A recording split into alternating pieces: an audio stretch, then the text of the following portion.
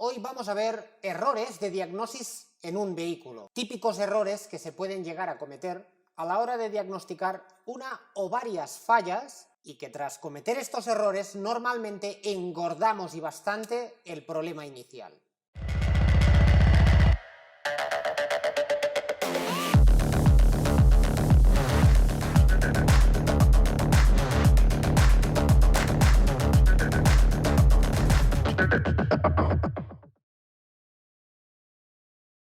Esto sí que es complejo de expresarlo sin ofender a ninguna de las partes. Normalmente cuando nos llega un vehículo tenemos, por un lado, tenemos el cliente y nosotros como operarios.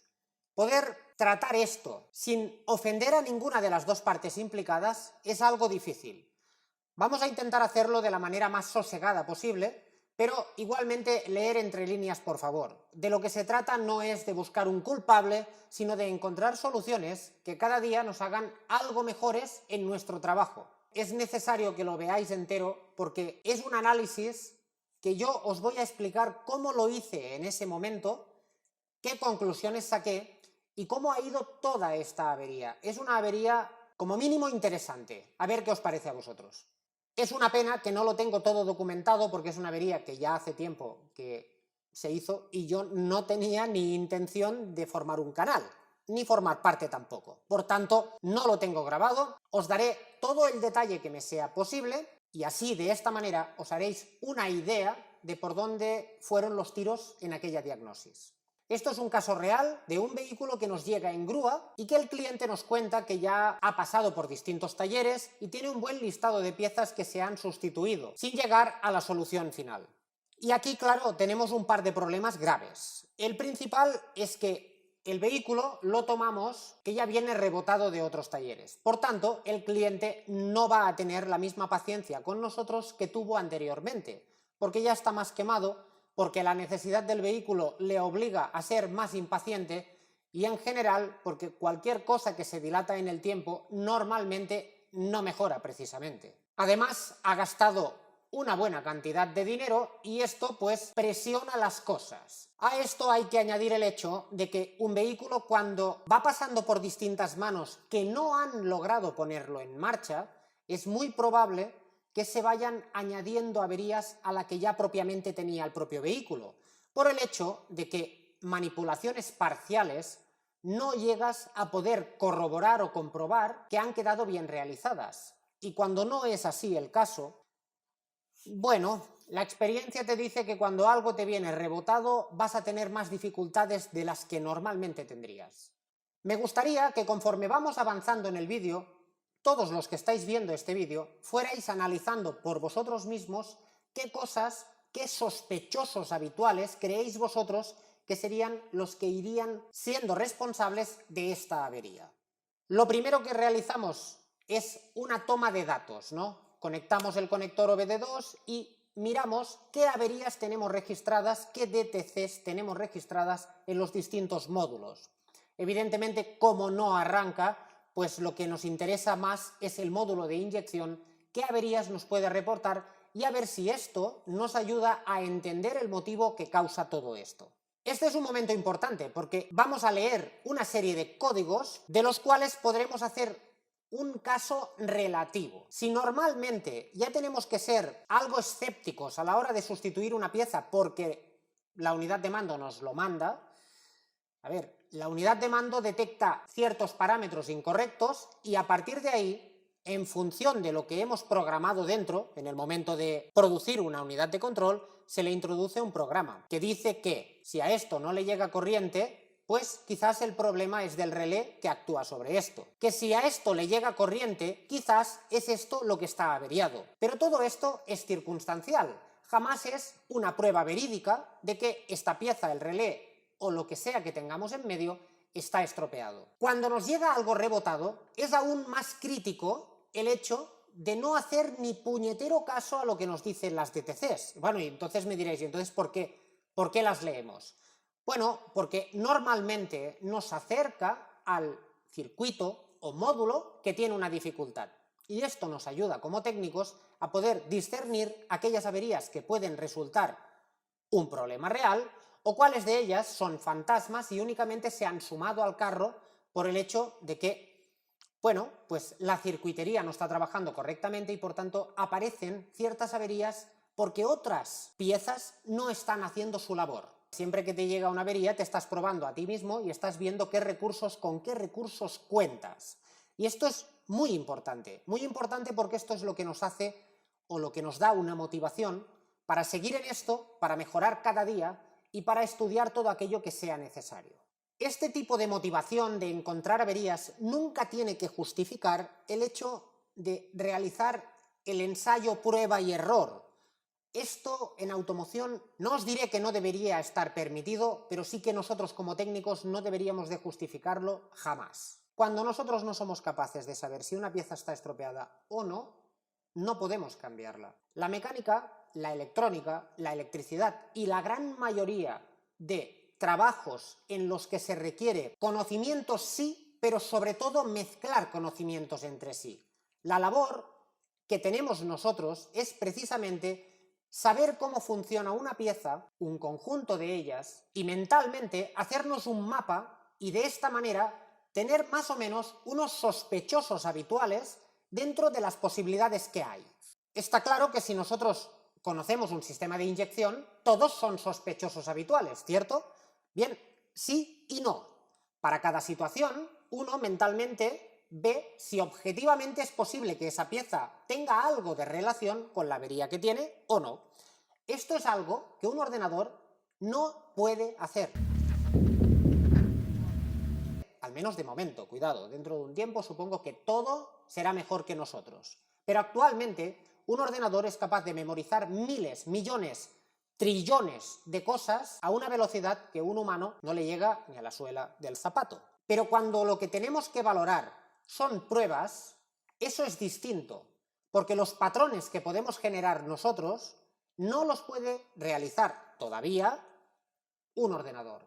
En este caso, las averías registradas en la unidad de control son la 87 y la 88. Evidentemente P0087, P0088. Antes de que llegara el vehículo seguro que había decenas de ellas, porque si han estado probando, desconectando, poniendo contacto, etcétera, sabéis todos que vamos acumulando cantidad de DTCs que, imagino, antes de la salida de ese taller fueron borradas todas. En el momento de probar, cuando han subido a la grúa o antes de llegar al taller, han memorizado estas averías. Las que nosotros podemos leer son la 87 y la 88, que significan presión baja en el rail y presión alta en el rail.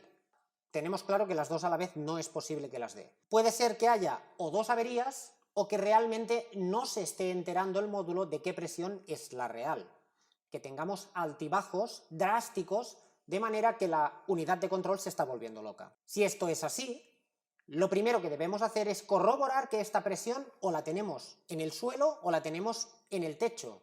Para verlo, nos vamos a análisis en tiempo real. Todas las unidades de control analizan en tiempo real, ojo, de unos años para acá, los últimos 20 años, todas las unidades de control tienen análisis en tiempo real. Por tanto, nosotros con la máquina de diagnosis podremos acceder a todos los datos o parámetros que esa unidad de control sea capaz de reproducirnos, entre ellos la presión del rail. Cuando llegamos a este circuito, a la presión del rail, nos dará la presión real que está leyendo en el momento del arranque. Nos disponemos a darle a la llave y vemos reflejado en la pantalla que efectivamente la presión no es cero, pero prácticamente es cero. Y aquí nos surgen varias dudas. La primera es, ¿la lectura que nos está haciendo el sensor de presión del rail es correcta? ¿La unidad de control está interpretando bien los datos que está dando ese sensor? ¿Tenemos algo que presionar? ¿Funciona la bomba de suministro? ¿Funciona la válvula dosificadora? ¿Funciona la propia bomba, la que nos va a elevar la presión a la que necesitamos en el rail, la bomba principal? Claro, todas estas dudas, parte de ellas podremos separarlas si sabemos qué averías, o mejor dicho, qué reparaciones previas se han sucedido. En este aspecto el cliente viene preparado, trae las facturas de reparaciones que le han hecho, no es del oficio, por tanto no vale de nada que te cuente cuáles son las piezas que cree que han cambiado, es mejor verlo, si tenemos la documentación pues genial. y en este aspecto lo trae todo documentado. Por tanto, lo primero que vemos, entre otras muchas cosas que se han sustituido, pero lo primero que vemos es que han cambiado la bomba de alta, que en este caso va junta con la bomba de suministro, han cambiado también la válvula dosificadora y también el sensor de presión del raíl. Y claro está toda la mano de obra que ello conlleva. Vamos con la primera prueba directa. Os decía, ¿tenemos algo que presionar? Bueno, esta es la primera prueba directa porque por orden, a la hora de gestionar, cuando son vehículos en los que tenemos una pera de presión, de las que nos trae gasóleo, diésel, del depósito y nos ayuda bombeándola manualmente hacia el sector de la bomba, esto nos viene muy bien porque nos ayuda a detectar si realmente estamos o no presionando algo. Si nosotros, conforme vamos bombeando manualmente, somos capaces de aumentar el tramo de presión que hay entre esta propia pera y la bomba, es que, primero, lo tenemos lleno y segundo, es estanco. Esto nos ayuda a acercarnos un poco al problema. ¿Pero cuál sería el problema si no pudiésemos bombear? Pues evidentemente que no tendríamos diésel. Y no os riáis, no es para bromas, esto ha pasado.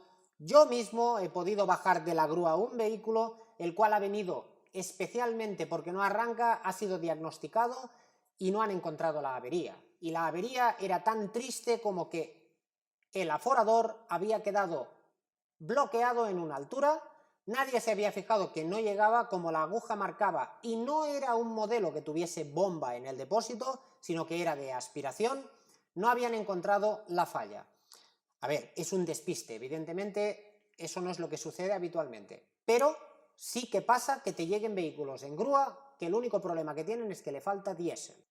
Bien, como aún tenemos la máquina de diagnosis en tiempo real, viendo la presión que tenemos en el raíl y nosotros seguimos bombeando en la pera, le damos al arranque y mientras le estamos dando al arranque y a la propia perilla, deberíamos de ver algún signo de movimiento en lo que es la presión del raíl, cosa que no sucede. En este caso no cambia, la presión que teníamos tiende a cero. No es cero, pero tampoco es una presión aceptable para el momento del arranque. Vamos con el siguiente paso. Este primero no nos ha llevado a nada, por tanto vamos a ver si la unidad de mando, la UCE, nos tiene bloqueado la dosificadora. Esto es importante. La válvula dosificadora, su trabajo principal es abrir y cerrar un paso, más o menos, en función de lo que la unidad de control le mande hacer, y esta, a su vez, está dirigida por más de una unidad de control. La unidad de control, una vez tenemos el motor en marcha, se limita a decirle a esta válvula qué cantidad de diésel vamos a tener que inducir dentro de la bomba para ser presurizada y llegar a la presión de trabajo. ¿De acuerdo? Pero en el momento del arranque, cuando nosotros aproximamos la llave al clausor, los vehículos que tienen transponder lo que hacen es una verificación de si esa llave está hermanada o no con el sistema del vehículo, para evitar robos, evidentemente. Tenemos un pilotito, un LED, que se nos quedará rojo fijo o rojo parpadeando si no reconocemos esa llave. Claro, esto es una de las cosas que es necesario tener presente, porque si tenemos esto bloqueado, esta válvula permanecerá obstruyendo el paso y de esta manera no seremos capaces de arrancar el vehículo. ¿Cómo seremos capaces de ver esto? Esto lo veremos de dos maneras. Lo primero, evidentemente, el LED. Si tenemos el LED que no cambia, lo tenemos fijo en rojo y no cambia, pues esto ya nos está indicando que no hemos reconocido esa llave, por desmagnetización, por el motivo que sea, porque no corresponde o porque es una copia que no es la que toca. No podemos dar por sentado nada, ni lo que nos dice el taller anterior, ni lo que nos dice el propietario del vehículo. Todo lo tenemos que ir analizando por nosotros mismos. La principal es la que os he dicho del LED, pero luego nosotros, en análisis en tiempo real nuevamente, ahora podemos ir a la válvula dosificadora y ver qué porcentaje de apertura de ella o cierre de ella tenemos.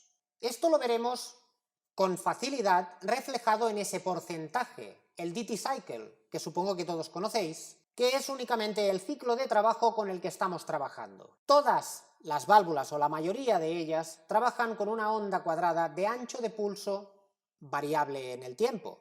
Me refiero, ese ancho de pulso, esta onda cuadrada, podemos tener un ciclo de trabajo de mayor amplitud o de menor amplitud. En función del porcentaje de ese periodo que tenemos activo, sabremos si estamos o no regulando.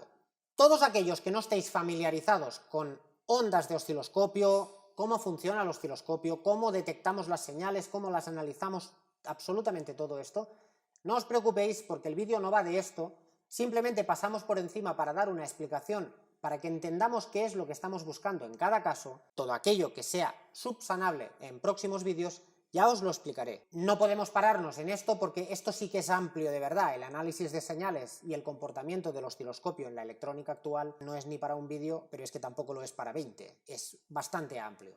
Pero lo único que sí que quiero que conozcamos es que inyectamos una señal cuadrada de ancho de pulso variable y por tanto de esa manera lo que hacemos es ajustar la cantidad de apertura o cierre que tenemos con el émbolo, con el solenoide. Por tanto, cuando el inmovilizador está bloqueando la señal, lo que estamos haciendo es cerrar el paso del combustible que nos llega del depósito hacia la propia bomba, la bomba de alta. De esta manera no somos capaces de bombear. Esto lo veremos reflejado porque en el momento que se nos apaga esta luz, la unidad de mando automáticamente nos da un porcentaje más o menos en la mitad del que tengamos. Si es de 0, pues hasta 50, y si es de 100, hasta 50 también. Esto nos da más o menos un orden para ver que está trabajando. Como digo, esto hay que pinchar el osciloscopio y verlo realmente in situ, pero para poder hacer esto ya hay algo más de trabajo. En este caso el análisis da correcto. El porcentaje que nos está indicando es exactamente el mismo que marca el manual en velocidad de motor de arranque. Por tanto, damos por bueno que el inmovilizador ha hecho su trabajo, que la llave es la correcta y también que la unidad de mando está dando el porcentaje de apertura a la válvula dosificadora que le corresponde para las revoluciones de trabajo y para el estadio de trabajo en el que se encuentra el motor. Claro, pero si por un lado tenemos la presión prácticamente a cero y la dosificadora está abriendo lo que le corresponde, aquí se nos abre un abanico de opciones. Básicamente tenemos dos. O bien la medición del raíl, de la presión en el raíl, no es correcta y sí que estamos presionando, sería una de las hipótesis, y la otra es que el combustible llega perfectamente a la bomba de alta, pero la bomba de alta no presuriza. Como siempre, si tenemos dos opciones, siempre vamos a comprobar la que es más sencilla de verificar. En este caso, la más sencilla es pinchar la tensión que tenemos en la salida del sensor de presión del raíl. Si esta tensión nos cuadra, significará que estamos corroborando lo que la unidad de mando nos estaba dando como lectura. En este caso, pinchamos y el voltaje da exactamente dentro de los valores que nos marca el fabricante. Además, dicho sea de paso, el sensor es nuevo porque lo han sustituido en el taller anterior. Llegados a este punto, como hemos dado por bueno que la lectura en tensión, que la lectura también que nos da la máquina de diagnosis coinciden, diríamos que este sensor es correcto. Pero, como ya han sustituido buena parte de todo esto, es necesario corroborarlo de forma manual. ¿Cómo hacemos esto? Quitamos el sensor de presión y acoplamos nuestro propio sensor de tensión. Bueno, cada cual tiene un sistema diferente, yo os muestro el que utilizo yo. En este sentido, esto no es ni más ni menos que un sensor falso de presión. ¿Cómo? Lo que tiene aquí es exactamente lo mismo que montamos con uno de estos. Esta maquinita no es ni más ni menos que algo que nos traduce desde el transductor de presión a algo que nosotros podamos entender. No tiene ningún misterio más, pero nos ayuda a poder relacionar cuando una avería es real o no. En este caso, este aparato nos ha dado el mismo resultado que nos había dado ya el ordenador por un lado y la tensión que hemos medido nosotros por otro. Por tanto, llegados a este punto de las dos hipótesis que teníamos, hemos descartado la económica, que era el sensor de presión, y ahora nos falta la cara, la bomba de alta. La bomba de alta parece ser que, si le está llegando gasoil, la válvula está abriendo el paso, pero no estamos bombeando, blanco y en botella, ¿verdad? Blanco, pero no sé yo si en botella. Por el hecho de que esta bomba ya la han sustituido. Han instalado una bomba nueva y original que valen 900 euros, 900 pedazos de euros, masiva, más montaje por esta bomba original, y parece que nos está dando problemas. ¿Puede ser eso, verdad? Evidentemente no vamos a descartar la opción, pero antes de saber si está bien o mal, o desmontarla para montarla en un banco, tenemos pruebas que nos pueden confirmar o no este fallo. Para ello, la prueba principal que vamos a hacer es quitar la válvula dosificadora e instalar este tipo de adaptadores. Lo que hacen es tenemos más o menos todas las versiones que existen y lo que hacen es simularnos una dosificadora. Nosotros quitamos la dosificadora y este tipo de elementos, en el momento que los sujetamos contra la bomba, nos quedaría el paso completamente abierto.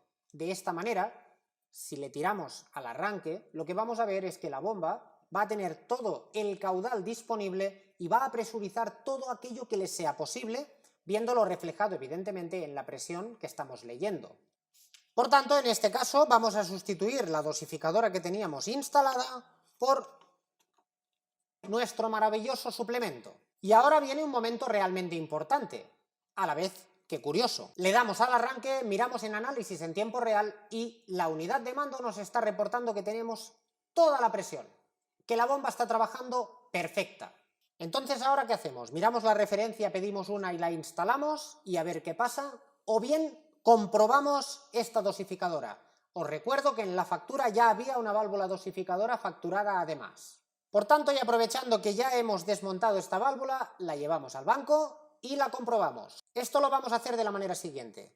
Con un generador de funciones y un amplificador podemos conectar directamente los pines, los dos pines de este actuador, y de esta manera, formando un ancho de pulso variable, un generador de funciones nos permite todo esto, vamos a mover este ancho de pulso para poder comprobar que este solenoide trabaja perfectamente. Y curiosamente sí funciona. Y ahora aquí tenemos un callejón sin salida, ¿cierto? Hemos analizado todas las partes que tienen que ver con presurizar diésel en el Common Rail. Todas las conclusiones nos han llevado a que la dosificadora estaba en mal estado, pero la comprobamos y trabaja, y además trabaja correctamente. Y en este momento, cuando termino de realizar la prueba, yo ya sé qué le pasa al coche. Te sale esa risa tonta de que acabas de caer, te acaba de venir a la cabeza cuál es el problema que le pasa, cuál es el impedimento para que ese vehículo arranque. Y sé lo que le pasa, no porque sea un genio, no porque haya instalado o verificado o resuelto este tipo de averías anteriormente, o sea, esta en concreto no me había sucedido nunca.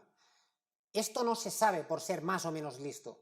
Se sabe por el hecho de que si conoces bien todo un sistema, esto que os comentaba antes de que la cabeza relaciona las cosas y además de forma involuntaria. En esto nosotros, todos nosotros, técnicos, aficionados, mecánicos, quien sea, usuarios finales, todo el mundo, cuando vamos a afrontar una avería, la afrontamos como una partida de cartas, en las cuales, cuantas más cartas disponemos de la baraja, más opciones tenemos de llegar a la conclusión final. Estas cartas con las que jugamos son los conocimientos que hemos ido adquiriendo. ¿Cómo? Con un tochaco de libro no se trata de tochacos de libro. Hoy en día tenemos a nuestra disposición un montón de manuales, información técnica, folletos, absolutamente todo, vídeos, YouTube, ¿no? Pues de eso va el tema. Si nosotros tenemos todo este tipo de información, al final lo que estamos haciendo es un volcado de todo ello y un mix. Vamos mezclando hasta que suena la flauta y encontramos la avería. Bien, ¿y cuál es la avería? Os preguntaréis, ¿verdad?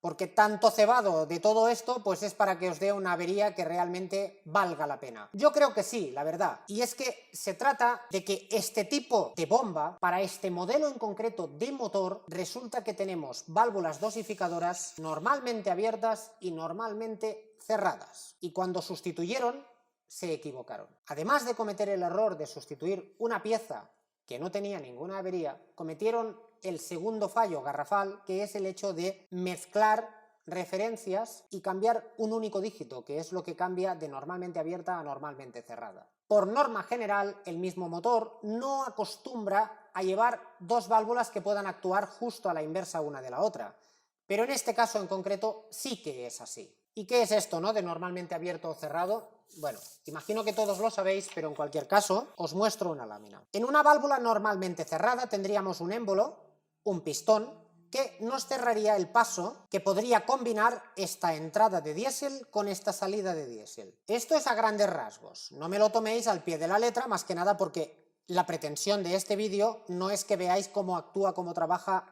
la válvula en sí, sino diagnosticar y resolver una avería más o menos compleja. Si os fijáis, la normalmente cerrada tiene un muelle que mantiene este émbolo pegado a la superficie para obturar la salida del diésel. De esta manera, cuando nosotros energizamos la bobina que tenemos, el solenoide está actuando de manera que el campo magnético que inducimos sobre este pistoncito abriría el paso para que comunicara. Y cuando nosotros cortamos la corriente, este émbolo vuelve a cerrar nuevamente este paso. Esto no es un 1 o un 0. Como hemos dicho, va por PWM y por tanto, en función del ancho de pulso que tenemos, tendremos mayor alzada o menor alzada de este pistón. Esto es lo que sucede con un normalmente cerrado. Con un normalmente abierto, lo que sucede es justo a la inversa.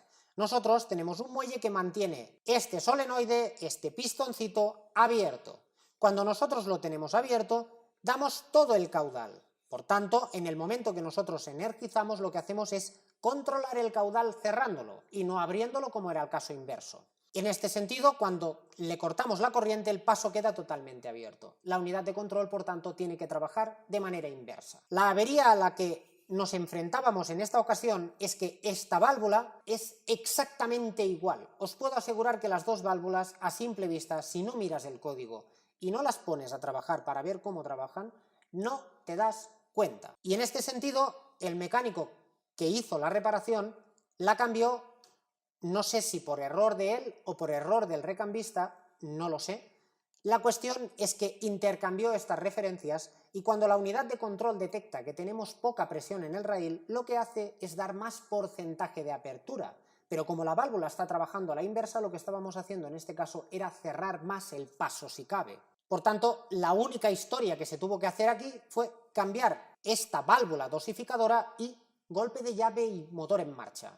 Ojo, esto no quiere decir que hayamos resuelto todas las averías. Cuidado con esto. Hemos resuelto la avería que impedía que arrancara. Esto probablemente no era ni la avería inicial, porque dudo muchísimo que inicialmente el vehículo tuviese esos síntomas, más aún con la explicación del cliente. Y esto se confirmó al cabo de pocos minutos. En el momento que instalamos esta válvula, lo ponemos en marcha, instalamos todo lo demás y salimos a carretera a probar si el funcionamiento es el óptimo, se nos para el motor y ahí volvemos con el periplo de cuál es la avería que ahora nos está gestionando esto. Nos está provocando mayores errores. Por tanto, nos apartamos, conectamos la máquina de diagnosis y leemos las averías. Y nos aparece exceso de presión en el rail. Antes, si os acordáis, teníamos las dos, defecto de presión, presión baja, y también exceso de presión. En esta ocasión, tras haber borrado todas las DTCs, cuando salimos a carretera nos aparece únicamente la de exceso de presión. Y os resumo lo que tenía porque sí es cierto que tenía esta avería y que además esa fue por la que fue al taller. Pensar una cosa, ese exceso de presión, automáticamente la unidad de control para proteger la mecánica corta. Y al cortar para el motor. ¿Cuál es la avería que tenía? Pues únicamente tenía los tres cables que tenemos de alimentación, masa y también la salida del sensor de presión del rail. Por la propia fricción de frotarse sobre la superficie metálica, estaban pelados. Y al estar pelados, de vez en cuando la vibración coincidía, se comunicaban. Y en el momento de comunicarse recibía un pulso, la unidad de control, como que el circuito estaba a la presión máxima admisible. Por tanto, cortaba la inyección. Al cortar la inyección se nos queda parado el motor y resolviendo esto se acabó. Y entonces llegamos a la conclusión de que los talleres previos a la llegada de esta avería habían sustituido la bomba, la dosificadora, el sensor de presión y una buena lista de cosas más que omito porque no tiene que ver con esto, y no se había resuelto el problema cuando realmente el problema inicial era un triste cable que se había pelado. Ah, y muy importante, para aquel que piense que el que diagnosticó este vehículo era un chapuza sin oficio en un taller de mala muerte o cualquiera de las cosas que os puedan venir por la cabeza, de verdad, no es así. Este vehículo vino de un concesionario oficial y además de la propia marca de ese automóvil. Y el error no es tardar más o menos en diagnosticar algo. El error es ir más deprisa de la cuenta, cometer el fallo de cambiar piezas sin haber corroborado que esas piezas estaban en mal estado. Y ahora no estoy hablando del cliente propiamente, que sí, evidentemente es muy importante. Ha pagado por algo que no tenía que pagar y todo esto. No, estoy hablando con la labor como técnico. Como técnico debemos sentirnos ofendidos por errar. No hay nada peor, al menos para mí, de verdad, imagino que será genérico, pero para mí no hay nada peor que no conseguir diagnosticar algo, no llegar a la conclusión, no llegar al error, no solucionar el problema. Y no es culpa de nadie, simplemente no hemos llegado a la conclusión que era necesario llegar. Normalmente es por precipitarse, por ego, por descarte, porque hacemos cosas que no deberíamos, pero como no nos queda otra, las hacemos, y también por comodidad. Por precipitarse es por el hecho de que trabajar rápido, movernos rápido, cuando llega un vehículo nos ponemos y vamos moviéndonos y tal, y vamos mirando muy deprisa y tal, eso parece que sabemos más. No, nunca. Lo que tenemos que hacer es hacer nuestro trabajo bien. Cuando estamos afrontando una avería en un automóvil, el ser más ligero o menos va a modificar la factura ligeramente. Errar en una diagnosis la va a modificar mucho. Vamos con el ego. El ego. Parece que si tenemos que consultar un libro, un módulo, a otro profesional, mirar cualquier tipo de documentación, ya no sabemos de lo que estamos hablando. Eso nos convierte en gente menos preparada para afrontar problemas, cuando es justamente lo contrario. Y no sentir que lo que estás haciendo es algo malo. Cuanto más te preparas para un problema, menos problema es. Comodidad. La comodidad viene dada porque siempre es más sencillo, bueno, pues cambiar una pieza que no investigar por qué es necesario cambiarla o no, y si están o no averiadas todas las demás que tienen una supuesta relación con esta.